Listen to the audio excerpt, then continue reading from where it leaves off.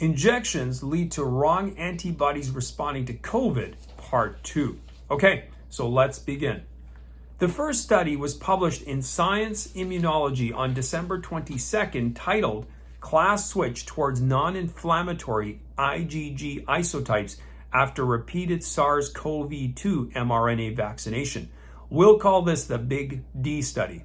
In a nutshell, it suggests that vaccinated people may be developing a systematic tolerance for toxic spike protein. Not good. In case you didn't know it, there are different kinds of antibodies, which are used by the human body to handle different kinds of threats. Why wouldn't there be, given it's intelligently designed? Think of them like types of organizations that defend countries and its citizens, all serving different functions but with the same core purpose, defense. Organizations like the police force, the RCMP, Border Patrol, Navy, Air Force, Army, and so on.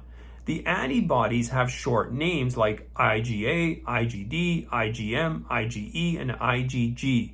The last one, IgG, has 4 subtypes numbered IG1 through IG4. You tracking with me so far?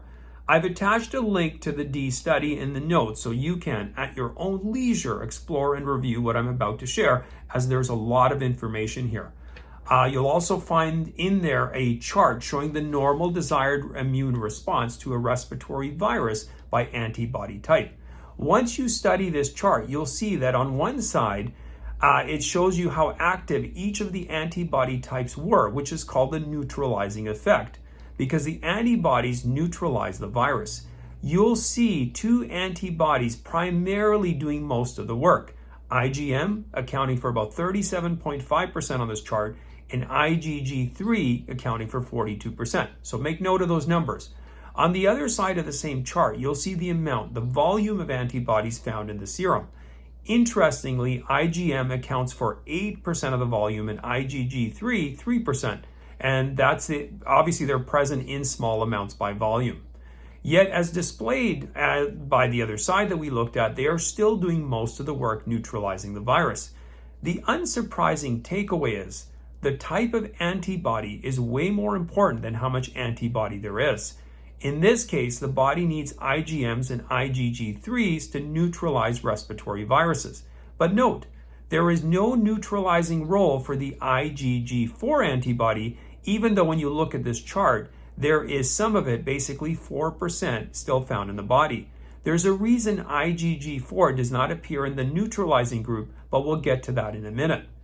In this study, you'll also find a timeline chart showing how IgM and IgG3 work together to help people recover from a COVID infection. Upon review of this chart, you'll see that shortly after symptoms begin, the body starts making IgM. As IgM peaks, the patient begins to recover and IgM starts to disappear. At about the same time IgM peaks, the body starts making IgG, which then hangs around in the blood, providing long-term immunity to the virus. IgM is like the army, which comes in first to defeat the invading force. IgG is more like a well-armed police force who stay behind to keep the peace after the territory has been occupied. One reason IgM is the type that defeats the virus is that, unlike IgG, it is produced in the mucous membranes, where respiratory viruses spread and flourish. We've learned that the COVID pharmaceutical interventions do not spur production of IgM, which may be the one big reason why they failed to stop transmission and why breakthrough infections keep occurring in record numbers. That the interventions spur IgG but don't increase IgM means that the IgG type has to do the work it wasn't designed for in people who've never been infected. It's like, think of it this way, sending the RCMP in to fight an invading army. Now, they can win given enough of them, but it's not the best strategy and use of what they do. Still, you fight with the army you have, not the army you wish you had. The trouble is, not just any type of IgG will work. The body needs neutralizing IgG3, and this is where the interventions rapidly fall and derail. Anyway, hopefully you're still tracking with me. There's a lot of information here. Now, you would think that the FDA would have made Pfizer measure IgM and IgG3 antibody levels, and not just general antibody levels prior to FDA approval, right? Well, wishful thinking, I'm afraid, like world peace. But it's not just that the big pharma experts measured the wrong antibodies. The new studies appear to show that repeated injections are somehow suppressing IgG3 antibodies, forcing the body to try to compensate with types not designed for respiratory viruses. It's like taking that same RCMP's guns away and making them fight the invading army with slingshots, ski poles, garden rakes, and harsh language. Not very effective, folks. Now, meet IgG4. The antibody the D study found was increasingly present in multiple injected people. The body doesn't normally use IgG4 antibody to tackle viruses. That antibody usually handles proteins from allergens like shellfish, bee venom, pollen, and peanuts. In terms of neutralizing capability, IgG3 is up to 50 times more effective at neutralizing virus proteins than is IgG4. If IgG3 is Robocop, then IgG4 is Paul Blart Mall Cop. Here is the all-important first paragraph from the D study, and I quote, and it's lengthy, folks. High levels of neutralizing SARS-CoV-2 antibodies are an important component of vaccine-induced immunity.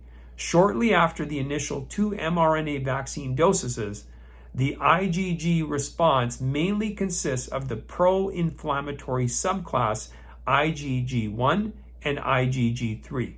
Here, we report that several months after the second vaccination, SARS-CoV-2 specific antibodies were increasingly composed of non-inflammatory IgG4, which were further boosted by a third mRNA vaccination and/or SARS-CoV-2 variant breakthrough infections.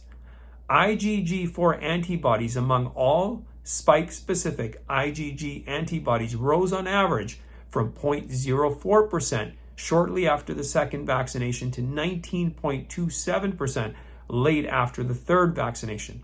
Importantly, this class switch was associated with a reduced capacity of the spike-specific antibodies IgG1 and IgG3 to mediate antibody-dependent cellular phagocytosis and complement deposition. I know, lots there. In study subjects with breakthrough infections, it was even worse. On average, subjects who had a breakthrough infection after their booster shot showed 42.45% IgG4, almost half. Remember, IgG4 is not even seen in the normal immune response to COVID in uninjected folks. Alarmingly, all the vaccinated subjects, IgG3 levels fell to 0 after their third injection in the study. That is not good, folks. In other words, the researchers found as time goes on, vaccinated people relied more on IgG4, the allergy antibody, our Paul Blart Mall Cop, than the virus fighter IgG3, our Robocop, where it was the exact opposite for the uninjected folks. Something seems to be suppressing the IgG3 in injected people, and the body appears to be compensating by recruiting the available but less than ideal IgG4 type. Anyway, that's where we'll leave it here for this video. I will pick this up in the third video. I know, lots of information. I strongly encourage you to link to that study, print out the chart, take a look at it for yourself. This is very interesting stuff, folks, and will explain, it seems to me anyway, to explain a lot of what's been going on. See you next time.